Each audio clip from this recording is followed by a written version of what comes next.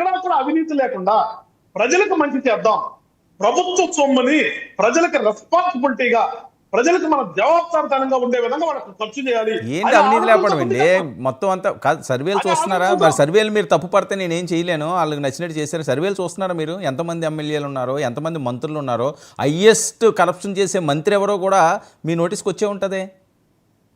ఒకటే వరం గారు అదే చెప్తుంది, ఇక్కడ ప్రజలకు ఎప్పుడైతే సాటిస్ఫాక్టరీ లెవెల్స్ అనేది లేకపోయినాయో, పూర్తిగా పోయినాయో ఆటోమేటిక్ వస్తాయి. నిజంగా కూడా ఇవాళ అట్లా అంటే 2 నెలలు అయిపోయిన తర్వాత 3 నెలల్లో ఆ మంత్రి గారు, ఆ ఎమ్మెల్యే గారు కరప్షన్ చేస్తారంటారు. కానీ ఈ 1 year లో వెనకిచ్చినటువంటి ఫ్రీ పీస్ మర్చిపోతున్నారు. వెరీ నెక్స్ట్ గా మర్చిపోతున్నారు. దౌర్భాగ్యం మధ్య అంటది వాడు అక్కడి నుంచి ఏం చేస్తారు, వీళ్ళ మీద గుడ్డు కలిసి పడేద్దామని ఆలోచిస్తున్నారు. సరే మేబీ ఎవరైనా అవినీతి చేశారా లేదని పక్కన పెడితే పూర్తిగా ఆ సైడ్ తీసుకుంటారు అందరినీ కూడా. అందుకని నేను అంటే సర్వేలు మీరు నమ్ముతారా లేదని పక్కన పెడితే సర్వేలు చేయండి కాదట్లేదు, సర్వే సమస్యలు చేస్తూ ఉంటాయి. కానీ ఆ సర్వే సమస్యలు చెప్పినంత రేషియోలో ఉంటనే లేదనేది మీలాంటి వాళ్ళు కానీ మాలాంటి వాళ్ళు కానీ ఖచ్చితంగా. సరే మీరు చెప్పండి, కాదని మీరు చాలా మందిని చూస్తుంటారు, మీరు చెప్పండి అవినీతి జరుగుతుందా లేదా జనసేనలోని? ఒకసారి జనసేనలో అవినీతి జరిగే ఆస్కారం లేదు. అవినీతి అనేది రాకుండా జనసేనలో కాదు, జనసేన ఎమ్మెల్యేలు పూర్తిగా అవినీతిమయం ఎక్కడైందంటే నేను చెప్తాను, ఇంతకుముందు కూడా మాట్లాడే వ్యవస్థలన్నీ కూడా ఏదైతే ప్రభుత్వాధీనంలో ఉండే వ్యవస్థలు ఉన్నాయో, ప్రజల కోసం పనిచేసే వ్యవస్థలు ఉన్నాయో ఆ వ్యవస్థలన్నీ కూడా అట్లాగే ఉన్నాయి. అది వరకు నేను చెప్తాను. ఆ వ్యవస్థలో మార్పు రావాలి. వ్యవస్థలో జరిగే అవినీతి, ఆ వ్యవస్థలో జరిగే అవినీతి ఎక్కడి నుంచి వస్తుంది? ఎంప్లాయీస్ దగ్గర నుంచి వస్తుంది. ఎంప్లాయీస్ లో మార్పు తీసుకోదామని ఒక ఆలోచన చేస్తున్నాం. ఖచ్చితంగా రానున్న చేస్తాం. అది కూడా లేకుండా ఎందుకండి అందరూ ఎంప్లాయీలు అంటారు. ఎంప్లాయీలు ఏం చేస్తారండి? మీరు ఆడమంటే ఆడాలి, పాడమంటే పాడాలి. జడ్జిని అక్కడ జనరే కదా. ఏముంది ఎంప్లాయీస్ వాళ్ళు ఏమైనా సొంతంగా నిర్ణయం తీసుకోగలరా? ఎందుకంటే ఎంప్లాయీలు ఏం చేస్తారండి? ఎంప్లాయీలు ఏం చేస్తారు చెప్పండి వెంకటేశ్వర గారు. ఎంప్లాయీ మీరు మీకు ఇచ్చినటువంటి బాధ్యతను సొంతంగా నిర్వర్తించమంటాం. అరే ఎప్పుడు కాదండి, వాళ్ళు సొంతంగా ఎప్పుడు నిర్వహిస్తారు? రాజకీయ నాయకులు వ్యవస్థల మీద, సంస్థల మీద వాళ్ళు హుక్కుములు జారీ చేయకపోతే వాళ్ళు చేస్తారండి. ఒక ఎస్ఐకి ఫోన్ చేస్తారు, రే మావాడు రా, నుదిలిరా, అలాంటి మనోడు కాదురా అని బిట్రా, లోపల తీసుకెళ్ళి బొక్కలు వేయరా అంటే ఏం చేస్తాడు? ఎమ్మెల్యేని ఫోన్ చేయడం మానిమనండి, వ్యవస్థలన్నీ ఎలా సెట్ అవుతాయో. ఒక మంత్రిని ఫోన్ చేయడం మానిమనండి, ఎలా వ్యవస్థలన్నీ సెట్ అవుతాయో అని. అరే ఎదురు తిరిగితే ఏమవుతుందండి? శంకరగిరి మంజాలు పట్టించేస్తారు, సస్పెండ్ చేస్తారు. కాదండి, ఎదురు తిరిగితే ఏమవుతుందో తెలియదా వెంకటేశ్వర గారు? ఏం చేస్తారు? అతను అక్కడి నుంచి ట్రాన్స్ఫర్ చేస్తారు. ఎలామండి ఇవాళ ఏమైపోయిందంటే ఎంప్లాయీస్ వాళ్ళు కోరుకున్న సాటే ఉండాలి, ఇంకోసారి ఇష్టపడతావా? ఇక్కడ దౌర్భాగ్యం ఏంటంటే సరే ఒక్క విషయం అండి వెంకటేశ్వర గారు ఈసారి కాదండి, ఓకే మీ దగ్గర నుంచే ఓకే అలాగే అనుకుందాం. కాదండి, మీరు ప్రక్షాళన చేస్తా అన్నారు, చెడును కడిగేస్తానన్నారు, ప్రజలు మీకు పట్టం కట్టారు, అద్భుతమైన విజయాన్ని అందించారు. ఈసారి మీరు పవన్ కళ్యాణ్ గారిని గెలిచినప్పుడు ఒక పబ్లిక్ అనౌన్స్ చేయమనండి, ఏ ఉద్యోగస్తుడు భయపడొద్దు, ఒకవేళ ఎవరైనా కానీ మిమ్మల్ని బెదిరిస్తే బెదిరిస్తే ఒక కాల్ అవుట్ పెట్టమనండి, లేకపోతే ఒక వీడియో రిలీజ్ చేసి వదిలిమనండి.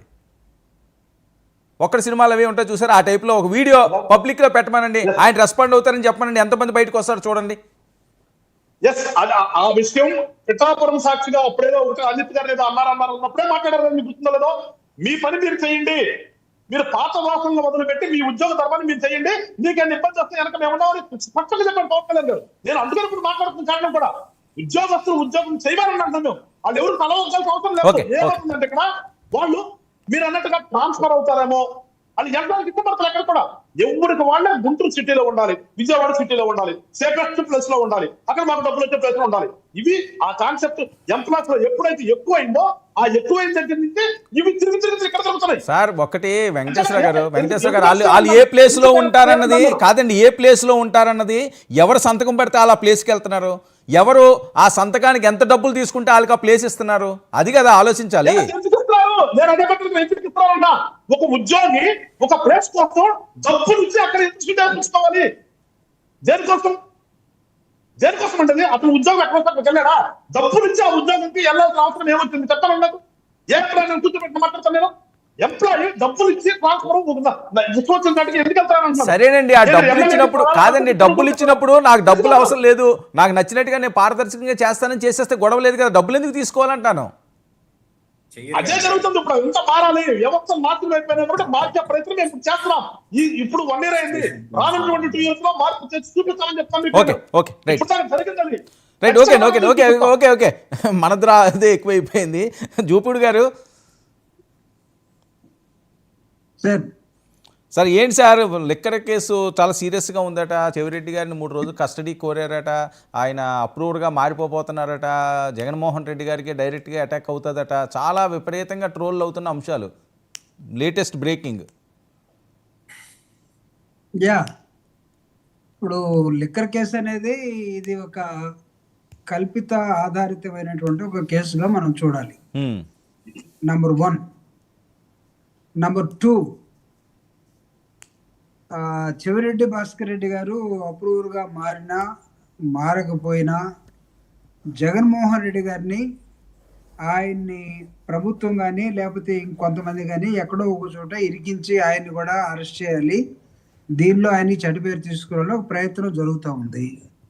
మీరు చెప్పిన అంశం చెవిరెడ్డి గారు మొత్తం అప్రూవర్గా మారిపోయి జగన్మోహన్ రెడ్డి గారి మీద చెప్తారు అని అయితే నేనైతే అనుకోవట్లేదు. ఆయన అంత లూజ్ టాక్ కాదు, అంత అబ్నార్మల్గా లేకుండా ఉండే వ్యక్తి కూడా కాదు.